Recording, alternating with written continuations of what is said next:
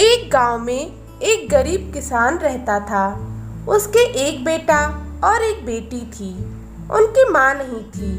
किसान ने ही अपने बच्चों का पालन पोषण किया और जब दोनों विवाह योग्य हो गए तब किसान ने पहले अपने बेटे का विवाह कर दिया और कुछ समय बाद अपनी बेटी का भी विवाह एक अमीर घर में कर दिया।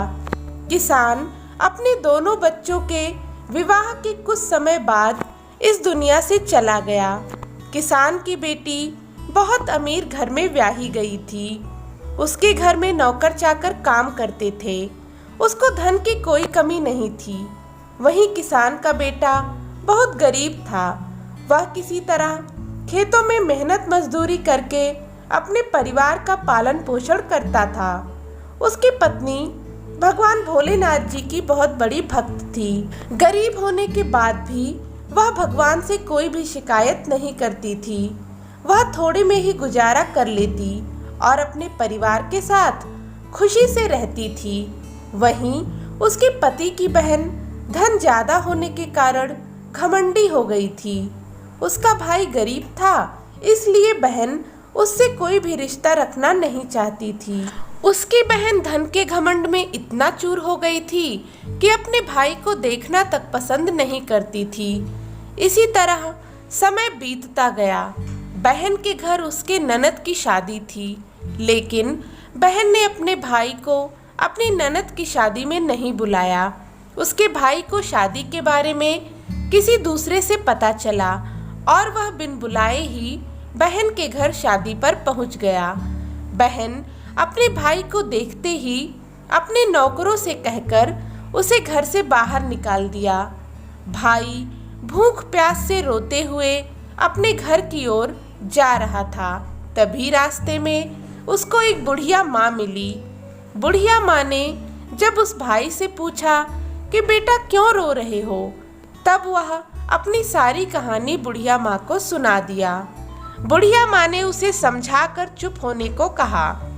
बुढ़िया माँ उस गरीब किसान के बेटे से कहती है कि यहीं पास में मेरा बागीचा है, तो मेरे साथ चलो और कुछ खाकर आराम कर लो। दोनों बगीचे में जाकर तरबूज खाते हैं। फिर बुढ़िया माँ ने उसे एक थैली में तरबूज और कुछ खाने पीने का सामान दिया और फिर उसे वहाँ से भेज दिया। घर पहुँचने के बाद उसके बच्चे पिता के वापस आने पर बहुत खुश होते हैं। उसकी पत्नी अंदर से पानी लेकर आती है और थैला उसके हाथ से लेकर देखने लगती है कि मेरी ननद ने थैले में क्या दिया है।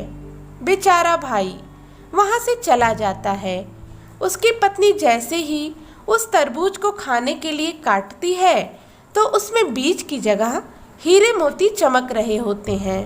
यह देखकर वह बहुत खुश हो जाती है। फिर अपने पति के पास जाकर कहती है कि दीदी से हमारी गरीबी देखी नहीं गई ना, इसलिए उन्होंने हमारे लिए इतना सारा धन दे दिया। बेचारा किसान भाई सोच में पड़ गया, लेकिन वह किसी से कुछ कह नहीं सका। अब भाई भी धनी और पैसे वाला हो गया। भाई के अमीर होने की खबर धन के घमंड में चूर रहने वाली बहन को मिली। वह बिन बुलाए अपने मायके यानी भाई के घर पहुंची।